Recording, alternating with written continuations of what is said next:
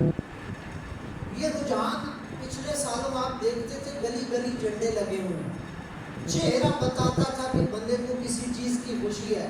اور ایمان کی بات ہے، ہم آل ایمان اور آل مدرسہ اور آل مسجد کو عید کی اتنی خوشی نہیں ہوتی جتنی اس دن کی خوشی ہے، کیونکہ عید کی خوشی بھی صحیح معنوں میں اگر ہم منا رہے ہیں تو یہ بھی پاکستان کا صدقہ ہے. آج ہندوستان میں چلے جائیں، لوگ کہتے ہیں پاکستان بنانے کا کیا فائدہ تھا، پڑوس میں ہندوستان ہے، جا کر دیکھ لیں. بچی برقع پہن کے جاتی ہے، بدماش ہندو اور سکھ برقع کھینچ کر پاکستانیوں کو پیغام دیتے ہیں آزادی کی یہ قدر ہوتی ہے. آپ سرے عام کھلے عام نماز پڑھ رہے ہیں، اذان دے رہے ہیں. اگرچہ ہندوستان سے آنے والے چند حکمران طبقہ لوگوں میں سے بعض لوگوں نے ہندوستان کا رویہ پاکستان میں بھی اختیار کیا، وہاں اذان دینے پر پابندی ہے.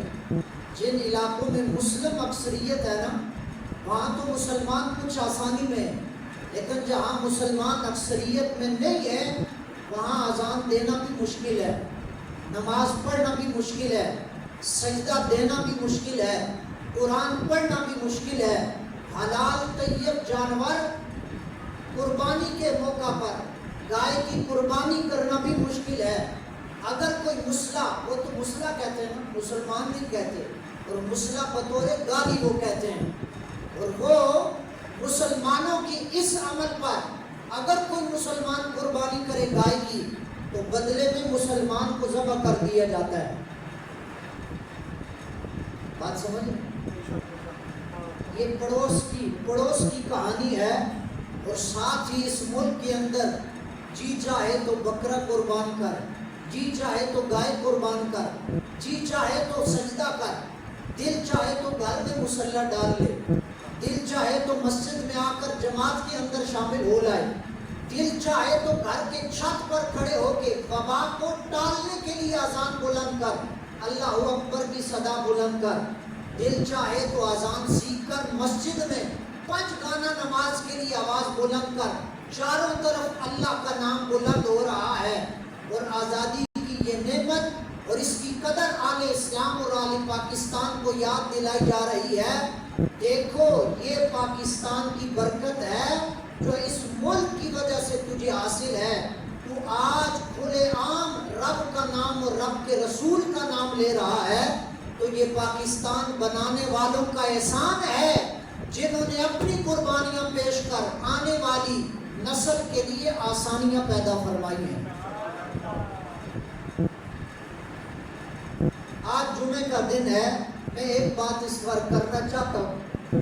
چاہیے تو یہ تھا، مہنگائی میں اور طرح طرح کے عذاب میں گھری ہوئی قوم اللہ کے گھر حاضر ہو کر، آج تاریخی دن ہے نا، 80 سال ہونے والے پاکستان کی آزادی کو، ایک کم 80 سال ہو چکے ہیں، 80 سال ہونے کو ہیں. ہر آنے والا حکمران پہلے سے بدتر ہے، ہر آنے والا عوام کے لیے پہلے سے بدتر ہے. اشرافیہ، ایلیٹ کلاس اور مسند پہ بیٹھنے والوں کے لیے آسانیاں ہیں، لیکن مزدور کو کیا ملا؟ وہ مزدور طبقہ جو پہلے یہ سوچتا تھا پینشن آئے گی تو گھر بن جائے گا، اب وہ یہ سوچتا ہے صبح روٹی پک رہی ہے، شام روٹی میسر ہوگی یا نہیں، مہینے کے اختتام میں بچوں کی فیسیں پوری ہو سکتی ہیں یا نہیں. اور مزدوری کرنے والا، ریڑھی لگانے والا 1000 1200 2000 موٹر سائیکل پہ واپس آتا ہے. یار مرد ہوتا ہے، مرد گھر کا سربراہ بہت کم ہوتا ہے کہ سر عام رو پڑے. رب نے مرد کو مرد بنایا ہے. قرآن فرماتا ہے نا، یہ میرا قول نہیں ہے، قرآن کی صداقت ہے. سورہ نساء الرجال قوامون علی النساء، اللہ فرماتا ہے ہم نے عورتوں پر مرد کو افسر بنایا ہے. آج NGO سے سبق پڑھ کے کوئی کہے کہ مرد عورت برابر ہوتے ہیں، میں نے کہا رب نے نہیں برابر بنایا تو آپ کیسے برابر کریں گے؟ بات سمجھ رہے ہیں؟ آپ اس بات کے تائید میں ہیں نا کہ آپ کیا کہتے ہیں برابر ہیں؟ برابر نہیں ہو سکتے. رب نے مرد کو مرد بنایا ہے. آدم علیہ السلام سے سرکار علیہ السلام تک سارے پیغمبر اللہ نے مردوں میں رکھے ہیں. کوئی زنانی نبی رسول نہیں بنے. ولایت کے درجے میں آئے تو اللہ نے ولایت کا درجہ عورتوں کو دیا ہے، لیکن نبوت اور رسالت کا درجہ فقط اور فقط اللہ نے مردوں کو عطا فرمایا ہے. گویا مالک بھی بتا رہا ہے بنایا رب نے ہے، مخلوق رب کی ہے، لیکن مرد کی شان زیادہ ہے، اس لیے کہ قربانیاں بھی اس کو زیادہ دینی پڑتی ہیں، اس لیے اللہ نے مقام بھی اسے بڑا عطا فرمایا ہے.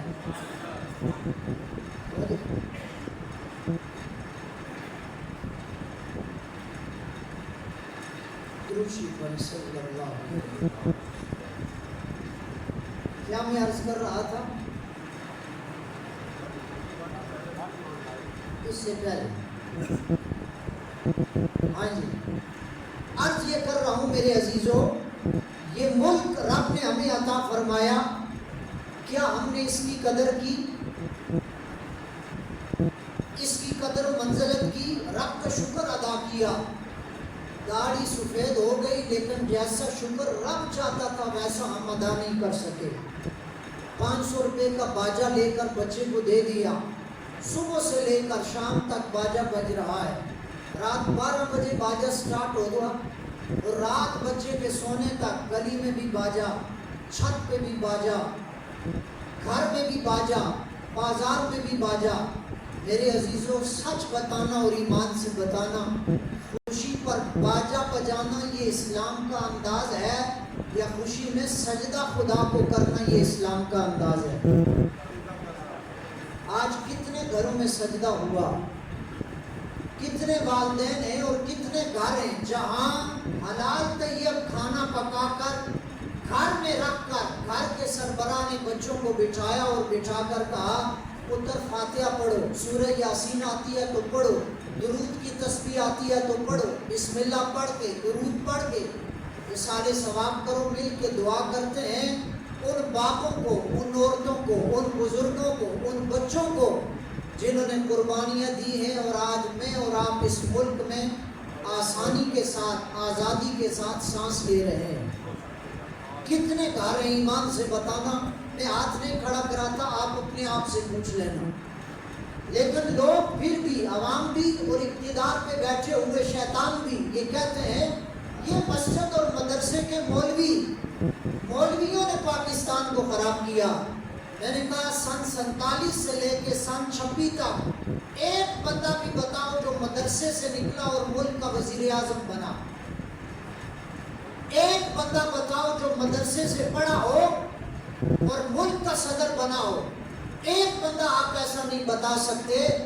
میں نے کہا مولویوں نے ملک لوٹا نہیں ہے، بینک لوٹے تو ان حکمرانوں نے.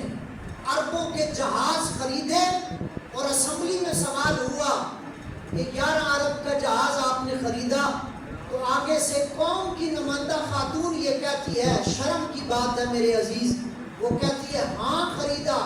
ہمارا کچھ کر سکتے ہو تم؟ یہ میرے اور آپ کے ملک کی اسمبلی میں سوال ہوا. بابا قوم مر رہی ہے. 2000 کما کے جو مزدور آتا ہے نا، راستے میں وارڈن والا اگر چالان کر لیتا، میں بات یہاں سے چلی تھی مرد دلیر ہوتا ہے، لیکن آپ اچھا سن رہے تھے، شاید آپ بہت سکون میں تھے، بھول گئے، مجھے اللہ نے یاد دلا دی. مرد بڑا دلیر ہوتا ہے. مرد اگر روئے بھی نہ روئے، کبھی بچوں کے سامنے نہیں روتا، خاتون کے سامنے نہیں روتا. رونا آ بھی جائے نمازی ہو تو سجدے میں روتا ہے. سبحان اللہ فرماتے. اتنے ٹھنڈے بیٹھ کے آپ یار نہ سنیں، جمعہ کا دن ہے اور پاکستان کی آزادی کا. مرد کو رونا اگر ظاہری بات ہے، انسان ہے، گھر کے خرچے ہیں، کمائی کا معاملہ ہے، دفتر جاتا ہے تو افسر کی باتیں سننی ہے، قرض دینا ہے تو اس کی باتیں سن رہا ہے، کرایہ دار ہے تو مالک مکان کا خطرہ ہے، مہینہ پورا ہو گیا، پیسے، اتنے سارے غموں کے ساتھ رونا پڑ جائے نا، تو جسے نماز کی عادت ہو تو وہ سجدے میں رو پڑتا ہے. اور بڑا خوش نصیب وہ آنسو ہے جو سجدے میں گرتا ہے.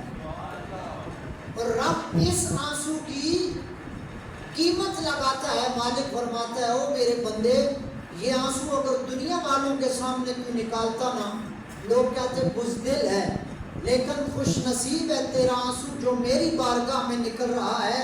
फरमाया यहाँ कीमत लग रही है, तेरा एक आंसू मेरे जहन्नम की आग को बुझाने के लिए काफ़ी है।